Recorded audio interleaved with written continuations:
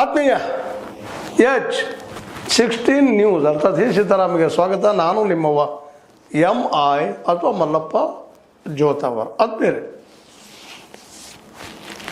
ಧರ್ಮೇಂದ್ರ ಪ್ರಧಾನರ ರಾಜೀನಾಮೆ ಯಾಕೆ ತೆಗೆದುಕೊಳ್ತಾ ಇಲ್ಲ ನಮ್ಮ ಮೋದಿಜಿಯವರು?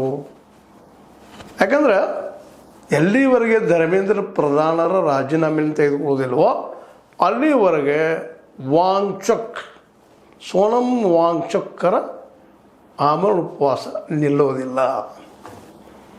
ಇವತ್ತು ಅಣ್ಣಾ ಹಜಾರೆ ಜಾಗದಲ್ಲಿ ಸೋನಂ ವಾಂಗ್ಚುಕ್ ಇದ್ದರೆ ಅಂದಿನ ಕಾಂಗ್ರೆಸ್ ಜಾಗದಲ್ಲಿ ಇವತ್ತು BJP ಅದ. ಇಷ್ಟ ಫರ್ಕಲ್ಲೇ. ಅಣ್ಣಾ ಹಜಾರೆ ಅವರು ಹೋರಾಟ ಮಾಡಿದರು, ಭ್ರಷ್ಟಾಚಾರ ವಿರುದ್ಧ ಎಲ್ಲನೂ ಮಾಡಿದರು. ಕೊನೆಗೆ ಅವರು ಅದನ್ನು ಮುನ್ನಡೆಸ್ಕೊಂಡು ಹೋಗಿ ರಾಜಕೀಯ ವ್ಯವಸ್ಥೆ ಮಾಡಬೇಕಾಗಿತ್ತು, ಮಾಡಲಿಲ್ಲ. ಅವರ ಮುಂದುವರಿಕೆಯಾಗೆ ಕೇಜ್ರಿವಾಲ್ರು ಪ್ರಯತ್ನ ಮಾಡಿದರು. ಅವರನ್ನು ಸಹಿತ ಭ್ರಷ್ಟಾಚಾರ ಆರೋಪದಲ್ಲಿ ಸಿಗಿಸಿದರು. ಅದು ಮುಂದೆ ಇತಿಹಾಸ ಗೊತ್ತದ. ಇವತ್ತು ವಾಂಗ್ಚುಕ್, ಸೋನಂ ವಾಂಗ್ಚುಕ್ ಒಂದು ಕ್ಲೀನ್ ಹ್ಯಾಂಡ್, ಕ್ಲೀನ್ ಚಿಟ್ ಇದ್ದಂಥ ಒಬ್ಬ ನಾಯಕ, ಸೋಷಿಯಲ್ ಆ್ಯಕ್ಟಿವಿಸ್ಟ್ ಮತ್ತು ಒಬ್ಬ ಪ್ರಜ್ಞೆಯುಳ್ಳ ಎಚ್ಚರಿಕೆಯ ಹೋರಾಟಗಾರ. ಅಲ್ಲಿ ಎರಡು ಮಾತಿಲ್ಲ. ಇವತ್ತು ಅಣ್ಣಾ ಹಜಾರೆ ಜಾಗವನ್ನು ಅವ್ರು ಹಿಡ್ಕೊಳ್ತಾ ಇದ್ದಾರೆ. ನಿಧಾನಕ್ಕೆ ಜಂತರ್ ಮಂತರ ಈ ದೇಶದ ರಾಜಕೀಯ ಚಿತ್ರವನ್ನು ಬದಲಾಯಿಸೋ ಕಡೆ ಹೋಗ್ತಾ ಇದೆಯಾ ಅಂತ. ಎಷ್ಟು ಡಿಲೇ ಮಾಡ್ತಾರೋ ಪ್ರಧಾನಿ ಮೋದಿಯವರು ಧರ್ಮೇಂದ್ರ ಪ್ರಧಾನರಿಂದ ರಾಜೀನಾಮೆ ತಗೊಳ್ಳೋಲ್ಲೇ ಅಷ್ಟ ಪ್ರಮಾಣದಲ್ಲೇ ಯುವ ಜನರ ಜನಜೀಗಳ ವಿರೋಧ ಹೆಚ್ಚಾಗ್ತಾ ಹೋಗ್ತಾ ಇದೆಯಾ, ಕಡಿಮೆ ಅಂತ ಆಗಲಿಕ್ಕಿಲ್ಲ, ಆಗಲಿಕ್ಕೆ ಸಾಧ್ಯವೂ ಇಲ್ಲ. ಯಾಕಂದರೆ ಇವತ್ತು ಅನ್ಯಾಯಕ್ಕೊಳಗಾಗಿದ್ದಾರೆ ರೀ. 18 ಜನ ಯುವಕರು, ಅದರಲ್ಲೂ ವಿದ್ಯಾರ್ಥಿಗಳು ಸೂಯಿಸೈಡ್ ಮಾಡಿಕೊಂಡಿದ್ದಾರೆ. ಇಂದಿನ ಶಿಕ್ಷಣ ವ್ಯವಸ್ಥೆಯಿಂದಾಗಿ, ದುಡ್ಡು ಕೀಳುವ ಶಿಕ್ಷಣ ವ್ಯವಸ್ಥೆಯಿಂದಾಗಿ ಎಲ್ಲರಿಗೂ ದುಡ್ಡು ದುಡ್ಡು ದುಡ್ಡು ದುಡ್ಡು ಸಿಕ್ಕಾಪಟ್ಟೆ ದುಡ್ಡು. ಒಬ್ಬ ವಿದ್ಯಾರ್ಥಿ ನೀಟ್ ಆಗಿರ್ಬೋದು, IAS ಆಗಿರ್ಬೋದು, ಅಂದರೆ UPSC ಆಗಿರ್ಬೋದು, ಮತ್ತಾವುದೇ ಕೋಚ್ ಆಗಿರ್ಬೋದು, ಒಂದು ವರ್ಷಕ್ಕೆ 4 ರಿಂದ 5 ಲಕ್ಷ ರೂಪಾಯಿ ಖರ್ಚು ಮಾಡ್ತಾ ಇದ್ದಾರೆ. ಮಿಡಲ್ ಕ್ಲಾಸ್ದವ್ರು, ಲೋವರ್ ಮಿಡಲ್ ಕ್ಲಾಸ್ ಅವ್ರು. ಮತ್ತು ಈ ದೇಶಕ್ಕೆ ಸ್ವತಂತ್ರ ಸಿಕ್ಕಿದ್ದು ಯಾರಿಂದ ಅಂದ್ರೆ ಈ ಮಿಡಲ್ ಕ್ಲಾಸ್ದವ್ರಿಂದ. ಪಾಪ ಬಡವರಿಗಿಂತ ಗೊತ್ತಾಗೋದಿಲ್ಲ ಸ್ವತಂತ್ರ ಏನು ಅನ್ನೋದು. ಇವತ್ತಿಗೂ ಸಹಿತ ಬಡ ಕುಟುಂಬಗಳಲ್ಲಿ ಗೊತ್ತಿಲ್ಲ. ನಾವು ಸ್ವತಂತ್ರ ಆಗಿದ್ದೀವಿ ಇನ್ನೊಂದು ಕೇಳೋದು ಜನ ಇವತ್ತಿಗೂ ಇದ್ದಾರೆ. ಅಂಥ ಪ್ರಸಂಗದಲ್ಲೇ ಕೆಳ ವರ್ಗದ ಜನರನ್ನು ಜಾಗೃತಿ ಮಾಡೋದು ಯಾರು ಇದೆ, ಅದು ಮಧ್ಯಮ ವರ್ಗದವರು. ಅವರು ಇವತ್ತು ರೊಚ್ಚಿಗಿದ್ದಾರೆ. ಅವರ ಆಶ್ರಯದಿಂದ RSS ಎದ್ದು ನಿಂತಿದ್ದು. RSS ಮೂಲಾಧಾರ ಯಾರು ರೀ? ಮಿಡಲ್ ಕ್ಲಾಸ್, ವ್ಯಾಪಾರಿ ವರ್ಗ. ಇವರು ಅದರ ಬೆನ್ನೆಲುಬು. ಇವತ್ತು ಅವರು ಅದನ್ನು ದೂಸರಿತಾ ಇದ್ದಾರೆ. ಅದರಲ್ಲೂ ಯುವಕರಿಗಂತೆ RSS ದೊಡ್ಡ ಆದರ್ಶ. ಇವತ್ತು ಆದರ್ಶ ಅವ್ರದ್ದು ಕಳಿಸಿ ಹೋಗ್ತಾ ಇದೆ.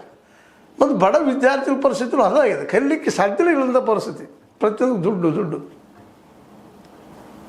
SLC PUC ಸೈನ್ಸ್ ಓದಬೇಕಾದ್ರೆ ವರ್ಷಕ್ಕೆ ಸೈನ್ಸ್ ಇವತ್ತು PUC ಕಲಿಸ್ಬೇಕಾಗಿದ್ದಾರೆ 10+2.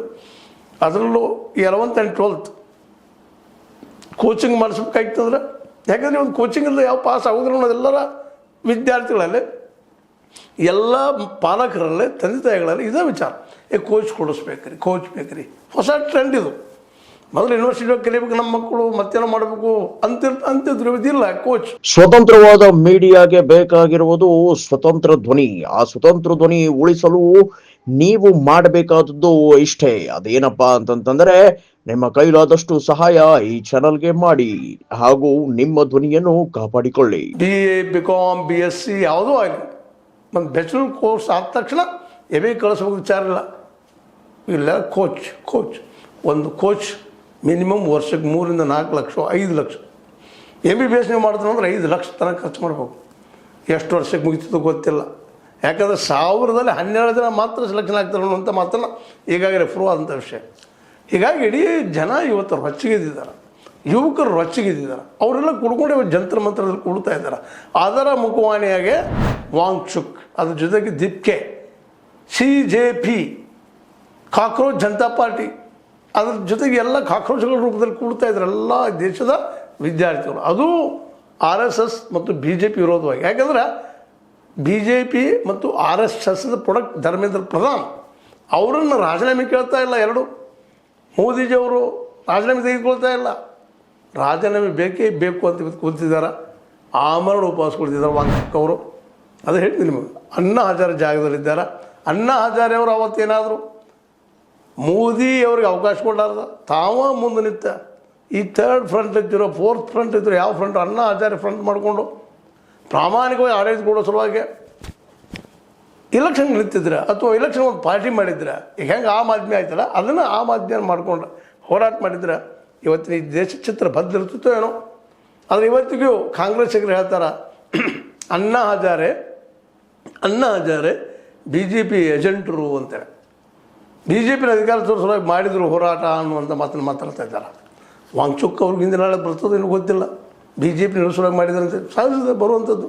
ಆದರೂ ಇವತ್ತು ವಾಂಗ್ಚುಕ್ಕರ ಬೆನ್ನತ್ತೆ, ಜಿಪ್ಕಿ ಅವರ ಬೆನ್ನತ್ತೆ ಇವತ್ತು ಇಡೀ ಯುವ ಸಮುದಾಯ ಎದ್ದು ನಿಂತದ್ದು.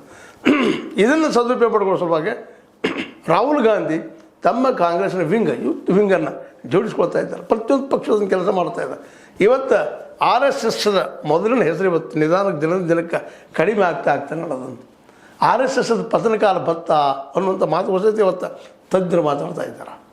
ಹೀಗಾಗಿ ಈ ಒಂದು ಸಂದರ್ಭದಲ್ಲೇ ಅತ್ಯಂತ ಪ್ರಮುಖವಾಗಿ ಹೇಳುವಂಥದ್ದು ಏನಪ್ಪ ಅಂತಂದ್ರೆ ಧರ್ಮೇಂದ್ರ ಪ್ರಧಾನರನ್ನು ಇಳಿಸ್ತಾ ಹೋದ್ರೆ ಈಗ ನೋಡ್ರಿ ನಿನ್ನೆ ಯೋಗೇಂದ್ರ ಯಾದವ್ ಬಂದಿದ್ದಾರೆ. ಇಂದಿನ ನಾಳೆ ಇವತ್ತಿನ ನಮ್ಮ ಪ್ರಶಾಂತ್ ಕಿಶೋರ್ ಅವರಾಗಿರ್ಬೋದು, ಪ್ರಶಾಂತ್ ಭೂಷಣ್ ಅವರಾಗಿರ್ಬೋದು, ಇನ್ನುಳಿದ ಅನೇಕ ಮೇಧಾ ಪಾಟ್ಕರ್ ಅಂತವರಾಗಿರ್ಬೋದು, ಅವರು ಕೂಡ ಸಾಧ್ಯತೆಗಳಿದ್ದಾವೆ. ಯೋಗೇಂದ್ರ ಯಾದವ್ರಂತೂ ಈ ದೇಶದ ಪ್ರಧಾನಿ ಆಗೋದಕ್ಕೆ ಯೋಗ್ಯದಂಥ ಒಬ್ಬ ವ್ಯಕ್ತಿ, ಸಜ್ಜನ. ಅವ್ರು ಇವತ್ತು ನಿನ್ನೆ ಬಂದ ಅಲ್ಲಿ ಇದ್ದಿದ್ದ ಪರಿಸ್ಥಿತಿಗಳನ್ನ ಅಣ್ಣಾ ಹಜಾರೆ ಸಮಯದಲ್ಲಿ ಏನಾಯಿತು ಎಲ್ಲರೂ ಮಾಡಿ ಮಾತಾಡಿ ಈ ನಮ್ಮ CJP ಯುವಕರಿಗೆ ತಮ್ಮ ಮೆಸೇಜ್ ಕೊಟ್ಟು ಹೋಗಿದ್ದಾರೆ. ನಮ್ಮ ಬೆಂಬಲದಪ್ಪ ಇದಕ್ಕೆ ನಿಧಾನಕ್ಕೆ ಈ ದೇಶದ ಪ್ರಮುಖ ನಾಯಕರ ಬೆಂಬಲ ಇದಕ್ಕೆ ಸಿಗ್ತಾ ಇದೆ. ಇನ್ನೊಂದು ಅಣ್ಣಾ ಹಜಾರೆ ಮೂಮೆಂಟ್ ಆಗ್ತದ ಅನ್ನುವಂಥ ಮಟ್ಟಿಗೆ ನಡೀತಾ ಇದೆ. ಎಷ್ಟರ ಮಟ್ಟಿಗೆ ಅದರಲ್ಲೂ ಮುಖ್ಯವಾಗಿ RSS ಇಂದ ಬಂದಂಥವ್ರು ಪ್ರಧಾನ ಅದೇ ಕಾಲಕ್ಕೆ ಮೋದಿ ಅವ್ರ ಕಡೆಯಿಂದ ರಾಜೀನಾಮೆ ತೊಗೊಳ್ಳೋದಿಲ್ವೋ ಅಲ್ಲಿವರೆಗೆ ಇನ್ನಷ್ಟು ದೊಡ್ಡದಾಗಿ ಬೆಳೆಯುವಂಥದ್ದು. ಈಗ ಕೋಟಿಗಳಲ್ಲಿ ಮೆಂಬರ್ಶಿಪ್ ಆಗ್ತಾ ಇದ್ದಾರೆ CJPದು.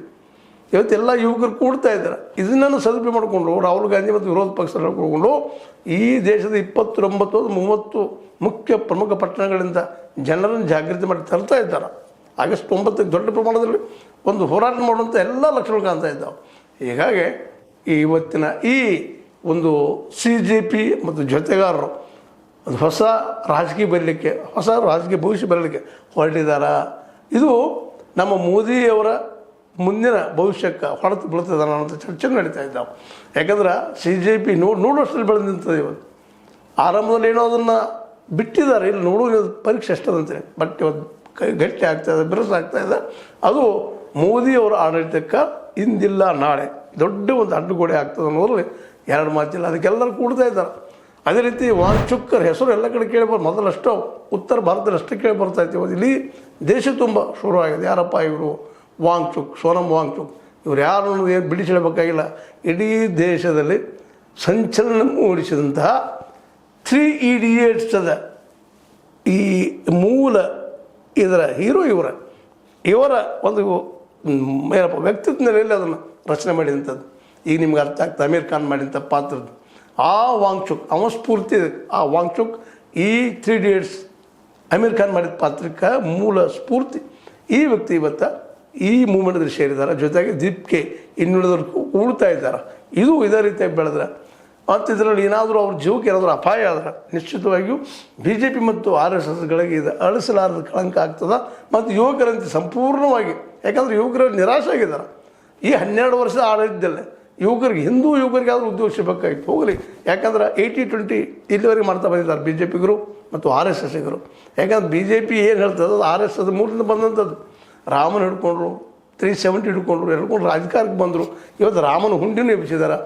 ಜೊತೆಗೆ ಈ ಯುವಕರನ್ನು ಎದುರು ಹಾಕ್ಕೊಂಡಿದ್ದಾರೆ. ಅದರಲ್ಲೂ ಶಿಕ್ಷಣಕ್ಕೆ ವ್ಯಾಪಾರ ಮಾಡಿ ಸಿಕ್ಕಾಪಟ್ಟೆ ಸಾವಿರಾರು ಕೋಟಿ ರೂಪಾಯಿ ಗಳಿಸುವಂಥದ್ದಾಗ್ಯದ. ಹೀಗಾಗಿ ಇವತ್ತಿನ ಈ ಮಿಡಲ್ ಕ್ಲಾಸ್ ಜನ ಜೊತೆಗೆ ಈ ಬಡ ಮಕ್ಕಳ ತಂದೆ ತಾಯಿಗಳು ಎಲ್ಲರೂ ವಿರೋಧ ಆಗ್ತಾ ಇದ್ದಾರೆ. ಇದರಿಂದಾಗೆ BJP ಮತ್ತು RSS ಮುಂದಿನ ದಿನಗಳಲ್ಲಿ ಕಷ್ಟ ದಿನಗಳನ್ನು ಎದುರಿಸೋದ್ರಲ್ಲಿ ಎರಡು ಮಾತಿಲ್ಲ ಅನ್ನೋದು ಸ್ವತಃ BJPಗರು ಸ್ವತಃ RSSಗರು ಮಾತಾಡ್ತಾ ಇದ್ದಾರೆ ಇವತ್ತು. ಯಾಕಂದ್ರೆ ಇವತ್ತು BJP ಅನ್ನುವಂಥದ್ದು ಬೇರೆ ಬೇರೆ ಪಕ್ಷಗಳು ಹೊಡೆದ ಮಾಡಿ ಅಲ್ಲಿ ಜನರನ್ನು ತಂದು ಹಾಕ್ಕೊಂಡು ಮೂಲ RSS BJP ಇಲ್ಲಿ ಏನು ಅಂತಲಿಲ್ಲಪ್ಪ ಅಧಿಕಾರಿದ್ರೆ ಎಲ್ಲ ಒಂದು ಅನ್ನುವಂಥ ಮಾತನ್ನು ತೋರಿಸೋ ಮೂಲಕ ನಾವು ಕಾಂಗ್ರೆಸ್ಗಿಂತಲೂ ಒಂದು ಹೆಜ್ಜೆ ಮುಂದಿದ್ದೀವಪ್ಪ ಅಂತೇಳಿ ತೋರಿಸುವ ಎಲ್ಲ ಪ್ರಯತ್ನಗಳಾಗಿದ್ದಾವೆ. ಈಗಾಗಲೇ ಆ ನೆಲೆಯಲ್ಲಿ ಎಲ್ಲಿವರೆಗೆ ಧರ್ಮೇಂದ್ರ ಪ್ರಧಾನ್ ಅವರನ್ನು ಈ ಶಿಕ್ಷಣ ಮಿನಿಸ್ಟರ್ ಇಟ್ಕೊಂಡು ಹೋಗ್ತಾರೋ ಅಲ್ಲಿವರೆಗೆ ಮಾತ್ರ ಇವತ್ತು ವಾಂಗ್ಚುಕ್ ಇದ್ದಂಥವ್ರು ನಾಳೆ ಒಬ್ಬ JP, ಇನ್ನೊಬ್ಬ ಅಣ್ಣಾ ಹಜಾರೆ, ಮತ್ತೊಬ್ಬ ಇನ್ನೂ ಅನೇಕ ಹೋರಾಟಗಾರರ ರೂಪವನ್ನು ಪಡೆಯೋದು ಸಾಧ್ಯವಾಗ್ತವೆ. ಏನೋ ಆಗಲಿ ಈ ಮೂಮೆಂಟ್, ಈ ಒಂದು ಜಂತರ್ ಮಂತರ್ ಮೂಮೆಂಟ್ ಮಾತ್ರ BJPಗೆ ಮತ್ತು RSSಗೆ ಭಾಳಷ್ಟು ಯುವಕರನ್ನು ಅವರಿಂದ ತಮ್ಮ ಕಡೆ ಸೆಳೆಯುವಲ್ಲೇ ಯಶಸ್ವಿ ಆಗೇ ಆಗ್ತದೆ ಅನ್ನೋದು ಅಲ್ಲಿ ಯುವಕರನ್ನು ನೋಡಿದಾಗ, ಅಲ್ಲಿ ಯುವಕರ ಕೂಗನ್ನು ನೋಡಿದಾಗ ಯಾರಿಗಾದರೂ ಅಂದೇ ಅನ್ನಿಸ್ತದೆ.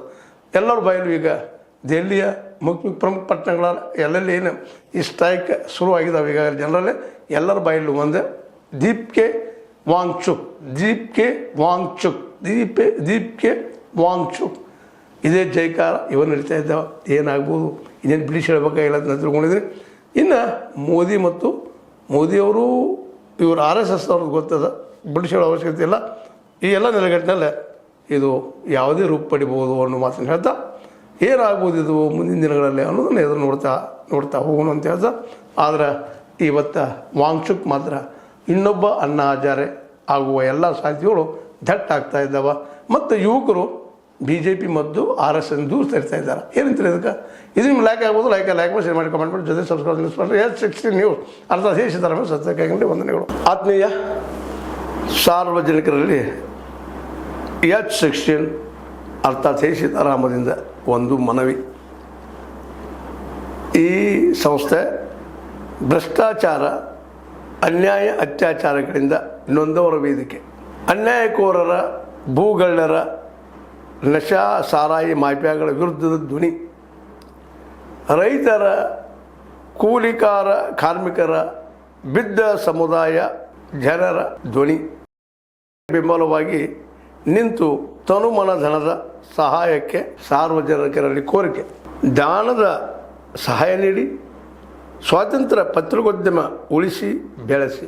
ವಂದನೆಗಳು. ತಮ್ಮನ್ನೇ ನಂಬಿರುವ ಮಲ್ಲಪ್ಪ ಇ ಜೋತಾವರ್. ಈ ಕೆಳಗಿನ QR ಸ್ಕ್ಯಾನ್ ಮಾಡಿ ಅಥವಾ ಈ ನಂಬರ್ ಅಂದರೆ 7411402405ಗೆ ಇಲ್ಲ 9686864852ಗೆ ನೀವು ಫೋನ್ಪೇ ಮಾಡಿ, ಪೇಟಿಎಮ್ ಮಾಡಿ ಅಥವಾ ಇನ್ನಾವುದೇ ಮಾಧ್ಯಮದಿಂದ ಗೂಗಲ್ ಮೂಲಕ ಸಹಾಯ ಮಾಡಿ ಈ ಪ್ರಾಮಾಣಿಕ ಪತ್ರಿಕೋದ್ಯಮವನ್ನು ಉಳಿಸಿ ಅಂತ ಮತ್ತೊಮ್ಮೆ ಮನವಿ. ವಂದನೆಗಳು.